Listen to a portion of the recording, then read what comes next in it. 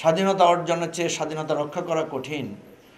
গণ অভ্যুত্থানে আমরা বিজয়ী হয়েছি সত্য, কিন্তু গণ অভ্যুত্থানের আকাঙ্ক্ষা বাস্তবায়ন কিভাবে হবে, কে করবে, আদৌ গণ অভ্যুত্থানের আকাঙ্ক্ষা বাস্তবায়িত হবে কিনা, সেটা এখন বড় প্রশ্ন। সেজন্য নতুন প্রজন্মের ছাত্ররা যখন বলেছে গণ অভ্যুত্থান কেন হয়েছে, গণ অভ্যুত্থানের আকাঙ্ক্ষাটা কি, তারা বলেছে যে ফ্যাসিবাদী ব্যবস্থার বিলোপ এবং একটা নতুন রাজনৈতিক বন্দোবস্তের উত্থান, এটাই হচ্ছে গণ অভ্যুত্থানের আকাঙ্ক্ষা।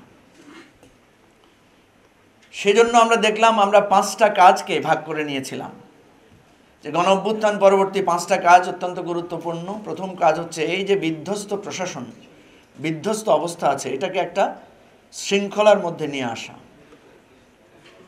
আপনারা জানেন যে অনেকে আশঙ্কা করেছিল লক্ষ লক্ষ লোক মারা যাবে, রক্তের বন্যা বয়ে যাবে, দুর্ভিক্ষ হবে, সিভিল ওয়ার হবে, এগুলো বলেছিল না সবাই?